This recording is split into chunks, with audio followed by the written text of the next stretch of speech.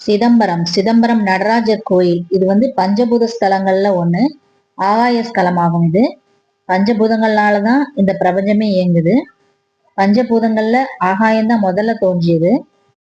சிவஸ்தலங்கள்ல பஞ்சபூத தலங்கள்ல வழிபட நினைக்கணும் அப்படின்னு நினைக்கிறவங்க ஃபர்ஸ்ட் ஆகாய தலமான பஞ்சபூத தலங்கள்ல சிதம்பரத்துல இருந்து ஆரம்பிக்கலாம். தமிழ்நாட்டுல கடலூர் மாவட்டத்துல அமைஞ்சிருக்கு. சிவபெருமான் ஆடல் வல்லன் வடிவமான நடராஜரை மையமாக கொண்ட பழமையான ஸ்தலம் இது. தேவார பாடல் பெற்ற ஸ்தலம். சைவர்களின் முதன்மை கோயில் அப்படின்னு சொல்லலாம். பொன்னம்பலம் அப்படின்னு சொல்றதும் இந்த கோயில தான் குறிக்கும். 10ஆம் நூற்றாண்டில் சோழர்களால் புதுப்பிக்கப்பட்டாலும் இதற்கான மூலக்கதை 3500 ஆண்டுகளுக்கு மேல் பழமையானது. அப்பர், சுந்தரர், சம்பந்தர், மாணிக்க வாசகர் ஆகிய 4வராலும் பாடல் பெற்ற ஸ்தலம். திருச்சிற்றம்பலம் அப்படிங்கிற சொல்லு இந்த இந்த கோயில தான் குறிக்கும். அத்தோடு பூலோக கைலாசம் அப்படின்னு சொல்லுவாங்க. கோயில் என்று பொதுவா சொன்னாலே அது சைவத்தில் சிதம்பர நடராஜ பெருமாள் கோயில தான் குறிக்கும். ஊர் பெயர் தில்லை, கோயிலின் பெயர் சிதம்பரம். இன்று ஊர் பெயர் வழக்கில் மறைந்து கோயிலின் பெயரே ஊர் பெயராக அழைக்கப்படுகிறது. இந்த கோயில்ல நடனமாடும் சிவபெருமானை ஆடல் அரசர், கனகை சபை நாதர் என்ற பெயர்களால் அழைக்கப்பட்டாலும் நந்தனர் நாயனர் தான் நடனமாடும் நிலையை வைத்தே நடராசர் என்ற பெயர் வைத்தார்.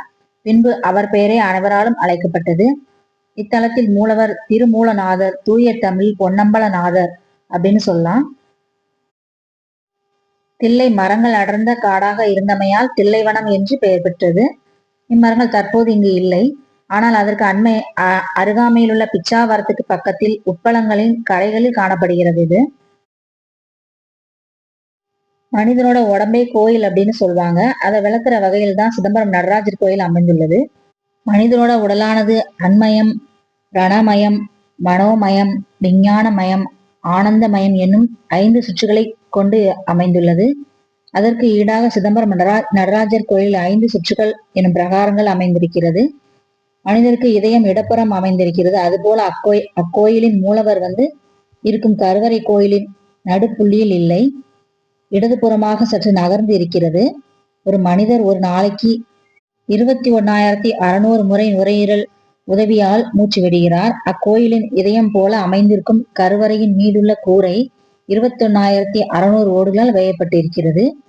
மனிதருக்குள் 72,000 ஆடிகள் ஓடுகிறது. அதே போல அக்கூரையில் 72 ஆணிகள் அறையப்பட்டு இதயத்தின் துடிப்பை நடராஜரின் நடனமாக உருவாக்கப்பட்டு செதுக்கப்பட்டிருக்கிறது. இக்கோயிலில் உள்ள 4 ராஜகோபுரங்கள் இருக்கு. இவை 7 நிலைகளை கொண்டவையாகும். கோபுரத்தின் அடிப்பகுதியில் 90 அடி நீளமும் 60 அடி அகலமும் கொண்டதாகவும் இருக்கிறது. இக்கோபுரத்தின் வாசல் 40 அடி உயரம் உடையவையாகும்.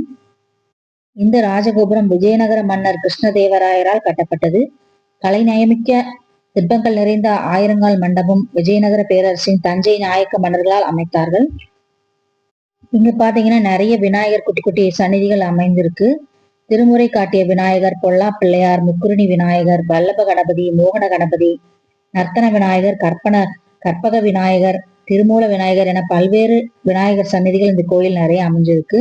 சிதம்பரம் கோயிலுக்குள் திருமுறைகள் இருப்பதை அங்குள்ள பொல்லா பிள்ளையாரை கூறினார் என புராணங்கள் கூறுகின்றது. நடராஜர் கோயிலுக்குள் பல்வேறு வகையான கோயில்கள் அமைந்திருக்கின்றன. சிவகாம சுந்தரி அம்மையின் கோயில் 3வது பிரகாரத்தில் வடக்கு பகுதியில் சிவகாம சுந்தரி அம்மன் கோயில் அமைந்துள்ளது. இந்த சந்நிதி அருகே யமன் மற்றும் சித்திரகுப்தன் சிலைகள் அமைந்திருக்கிறது. கோவிந்தராஜ பெருமாள் நடராஜர் சந்நிதிக்கு நேர் எதிரே அமைந்திருக்கிறது. இங்க இருக்கிற முருகப்பெருமான் 6 முகங்கள் கொண்டு முருகன், வள்ளி மற்றும் தெய்வசேனாவுடன் அழகாக காட்சி தருகிறார்.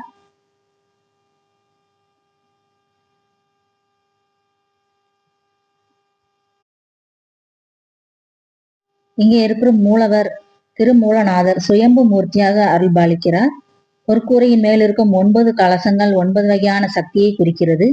அர்த்த மண்டபத்தில் உள்ள 6 தூண்கள் 6 சாஸ்திரங்களையும், அர்த்த மண்டபத்தில் பக்கத்தில் உள்ள மண்டபத்தில் உள்ள 18 தூண்கள் 18 புராணங்களையும் குறிக்கிறது. இச்சபையில் சபாநாயகரின் வலது பக்கத்தில் உள்ளது ஒரு சிறிய வாயில். அங்குள்ள திரை அகற்றப்பட்டு தீபாராதனை காட்டப்படும். அங்கு திருவுருவம் எதுவும் இருக்காது. தங்கத்தால் ஆன தாள மாலை ஒன்று தொங்கப்பட்டிருக்கும். இதன் ரகசியம் இங்கு இறைவன் ஆகாய உருவில் இருக்கிறார் என்பதுதான். ஆகாயத்திற்கு ஆரம்பமும் கிடையாது, முடிவும் கிடையாது. அதை உணர்த்ததான் முடியும் என்பதை உணர்த்துவதே இந்த தோற்றமாகும்.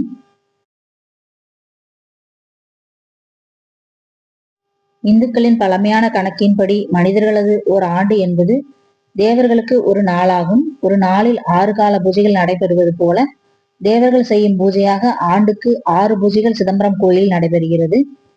அது சித்திரை மாதம் திருவோண நட்சத்திரத்தில் கனகசபையில் மாலையில் அபிஷேகம் நடைபெறும்.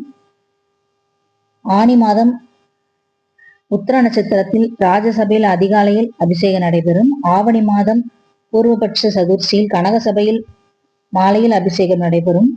புரட்டாசி மாதம் பூர்வபட்ச சதுர்த்தியில் கனகசபையில் மாலையில் அபிஷேகம் நடைபெறும். மார்கழி மாதம் திருவாதிரை நட்சத்திரத்தில் ராஜசபையில் அதிகாலையில் அபிஷேகம் நடைபெறும். மாசி மாதம் பூர்வபட்ச சதுர்த்தியில் கனகசபையில் மாலையில் அபிஷேகங்கள் நடைபெறுகிறது. இங்க விழாக்கள் பாத்தீங்கன்னா தில்லை அருள்மிகு நடராஜர் கோயில் ஆண்டுதோறும் ஆணி மாதம் ஆணி திருமஞ்சனம் தேர் திருவிழாவும், மார்கழி மாதம் மார்கழி ஆருத்ரா தரிசனம் தேர் திருவிழாவும் என இருமுறை திருவிழாக்கள் சிறப்பாக நடைபெறுகிறது. பல்லாயிரக்கணக்கான மக்கள்கள் கலந்து கொண்டு தேர் திருவிழாவில் வடம் பிடித்து இழுத்து தரிசனம் செய்வார்கள். இங்கு ரத்தினத்தால் செய்யப்பட்ட நடராஜர் விக்கிரகமும் ஆதிசங்கரால் அளித்த ஸ்படிகலிங்கமும் இன்றும் சிதம்பர ஆலயத்தில் பூஜித்து வழிபாடுகள் செய்து வருகிறார்கள். பஞ்சபூதங்களில் இது ஆகாயத்தலம், அதுபோல பஞ்ச சபைகளில் இது கனகசபை, பொற்சபை, சிற்சபை என்று அழைக்கப்படுகிறது.